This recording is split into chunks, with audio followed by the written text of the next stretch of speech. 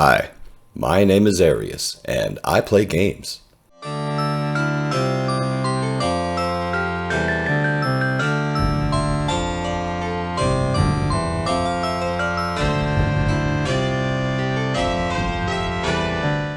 Whether or not you are a new or an experienced player of Elder Scrolls Online, PvP can certainly be quite intimidating.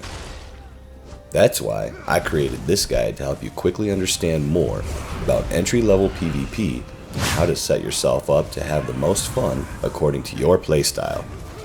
Once you reach level 10, you can start playing against all other levels of players almost immediately. If you are a low-level player or don't have a high amount of champion points as of yet, I highly suggest you play in a non-champion point arena. Players with high amount of champion points will have an advantage over players that don't when playing in a champion point enabled arena. The champion point system and the changes recently made would take an entire video segment to cover, so for now we'll keep this to just the basics. Now you're probably asking, can a level 10 even come close to killing a high level player? Absolutely, usually if they're AFK. Keep in mind that you will be combat leveled as a lower player. That means, much like the mobs in the world, they will scale to your level. Same thing goes for you with other players. If you encounter a lower level player, their stats will scale up, so health, magicka, stamina won't be so lopsided. However, since you're a higher level, your gear will be more superior and you will have unlocked more passive abilities and skills than they have. So this will definitely be a significant advantage over them. Now, is there a place for low-level characters to play and have a chance against other players? Absolutely. In Cyrodiil, there is a lobby campaign for players under level 50. We'll go into that more later, but you'll find that there are 3 types of PvP play and different PvP zones for you to choose. There's large group play, which typically can be 12 to 24 players. Some people may argue that 8 people is a large group already, but keep in mind we're talking about entry-level PvP here, folks. Small scale will be anything usually around 4 to 12 players, and then there's solo, duo, and triple play as well, where you play with 1 or 2 or 3 people in a group. If you are trying PvP for the first time, keep in mind which PvP maps you choose to play, as this can create different experiences for you. Also know that as you earn AP in any of the zones, you will also get rewards of the worthy mails when you cross certain AP thresholds. These give you bonus gold, gear, transmutation geodes, etc. For solo, duo, triple play, the best map to try out is Imperial City. This is a great place to learn the fundamentals of PvP without getting overwhelmed, and also gives you a chance to earn AP currency without having a large group. Of course, you can do this in any of the other campaigns as well, but this is a good place to start, because, in addition, you could also earn Telvar currency. Both types of currency will help you purchase many needed items. For example, most players use AP to purchase monster sets and jewelry from the Alliance Golden Vendor in Cyrodiil. Telvar is a great currency to use to purchase items from the Telvar vendor inside your sewer base in the Imperial City. This currency is great for buying materials, outfit boxes, and even flowers for potions. You'll start off in your Alliance sewer base and will have the option to go into the Imperial City and fight other players for control of the flags in the various districts. That's how you can earn AP. When you take a flag, it's much like taking a resource in Cyrodiil. So you can easily take it by yourself or with a small group of other people. There are also roaming bosses that spawn in each district. Taking flags and defeating players will earn you AP, while downing mobs and the various roaming bosses within the districts will earn you Telvar. Keep in mind that the more Telvar you hold on your character, the higher the multiplier is for your earn rate of Telvar. There's even a set that will grant you a high amount of stats called Imperial Physique. That activates when you have the ×4 multiplier or 10k Telvar on your character. However, if your character dies, you will lose half your Telvar, and it will be given to the player or players that defeated you, or lost to the mobs and bosses who killed you forever. In summary, Imperial City is great if you don't have a large group. It can be risky if you're farming for Telvar, so weigh out the risk versus reward when carrying around Telvar stones. If you're carrying too much and don't want to lose them, make sure to go back to your sewer base and give them to your banker for safekeeping. If you want to try your hand at small group play, queue up for Battlegrounds. This is the best place to join players for quick group skirmishes. There are many different types of Battlegrounds and game modes as well, from full-on team versus team in an all-out deathmatch, to high-speed, quick-thinking strategy flag games, to even stoic standard ground land grab matches. Battlegrounds are independent of your alliance and can put you randomly together with other factions. Each party will have its own color, and remember, in BGs, these are non-champion point arenas. Additionally, it doesn't matter whether you or other party members are flagged as a specific role, such as tank, damage dealer, or healer, as they don't affect your matchmaking. You will get grouped up with 4 other players regardless of how you're set. Let's talk about Battleground rewards. Every match you get AP, gold, experience, and every match awards you a random piece of gear that is only available in Battlegrounds. You can also purchase these items from Battleground merchants. If you queue for a random BG, you get a chance at the BG daily reward if you score 2nd place or 1st. These rewards also have a chance at giving you a style page, Fire Drake pages for land grab games, Stormlord for flag games, and Pit Daemon for deathmatch. Leaderboards reset weekly for all the various categories. Scoring in the top 100 will give you additional chances at legendary items. When playing the various Battleground arenas, you'll gravitate to one type of play versus the next.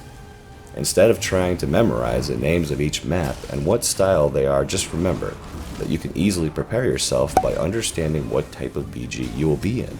As I mentioned, there are land grab games, which is essentially stand your ground type combat, flag games where you are more or less chasing something around, and deathmatch where the more opponents you defeat, the more points you will be awarded. And finally, let's talk about my favorite PvP zone, Cyrodiil. First, as I mentioned, at level 10 you could already PvP. Some folks would prefer to hit the grind and get their character up to max level as quickly as possible. But some of you hardcore warriors out there would rather get knocked to the dirt and earn their experience through PvP combat only. Hats off to you that do. Just remember that you will continue to be at a severe disadvantage. Not that there's anything wrong with that. I mean, talk to Goku about his gravity training, or Rock Lee about his ankle weights. Y'all know what I mean. Next, decide if you will play on a champion point or non-champion point campaign. Read the descriptions carefully to understand any requirements and how much of your character will be committed to that campaign. Once you're in a campaign, the maps are exactly the same.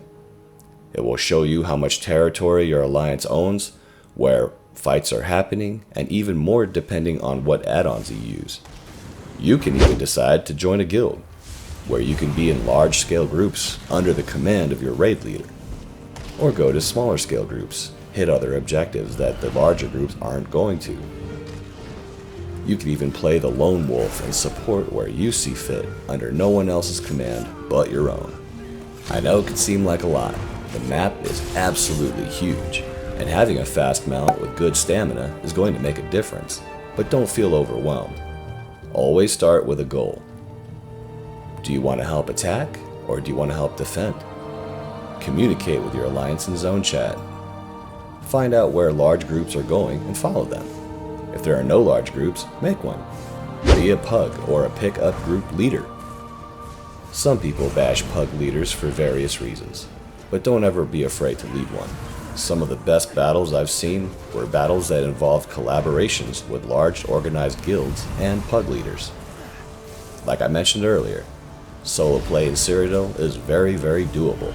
But much like hiking in the deep wilderness with nothing but your backpack, it's much better to do it with friends. Invite a buddy or two and venture away from the battlefields. Discover delves and delve bosses, and defeat them to earn AP game bonuses. You'll never know what you'll find. Once, I found a whole raid AFK just outside of Bruma. Tell you what, it was the easiest 20k AP I've ever made. I know this is just the tip of the iceberg, but this is where it starts. If you're still watching this video, you're probably one of the millions of players who still have never tried PvP, or you've tried it and had terrible experiences. I understand your reluctance because we were all there in the same boat before when we started. I remember when I encountered a player in the wild for the very first time. I've never played a PvP game before, and here I was, face to face with another human behind a computer. My heart was racing because I immediately felt the combative instincts kick in. My palms got sweaty, and as I positioned myself for an attack, thinking, which skills am I going to use? I thought to myself, this was my chance to show this person exactly what I was made of. Before I knew it, I was staring at my dead character with the other player dancing over my corpse and teabagging me. I couldn't believe it. We were exactly the same level, and we probably used the same skills. I was so angry, so frustrated that after all that leveling I did, I get my rear end handed to me in less than 2 seconds? Was this person hacking? Is there some secret exploit they were using? Because there's no way anyone could kill me that fast. Yup, I was there, and I know how absolutely frustrating that is. After learning more about the game, that a crit rush into a heavy attack, into a wrecking blow, into a dawn breaker combo will pretty much insta-kill anyone who isn't wearing impen on their gear, or blocking. So all that talk about hacking, exploiting, lag, etc., true possibilities, but it's more likely that they're just better than you. And that's absolutely okay. In fact, I don't care who you are, there will always be someone better than you. PvP is a good way to truly test your might. It's an exhilarating experience that can yield great satisfaction because training, skill development, character building, and group combat knowledge becomes part of an exciting experience that shows you how much you as a person has grown through your very own character. You'll learn that the guy laughing and teabagging you may or may not be purposely trying to make you feel bad, but who cares? It's just a game. And the positive experiences I've had along with many of my friends surely outweigh these players we can easily ignore. The fun is what you make of this game, so make it fun. So that's where I want to leave you. If you haven't tried PvP yet, get out there. If you're looking for a Discord channel, let me know. My buddy Nait has played the game since the beginning. He also has a great website which I will link in the description. It has great content about PvP and how to get started. His Discord channel is just chill. If you want to talk to other new and experienced ESO players, let me know and I'll get you a link.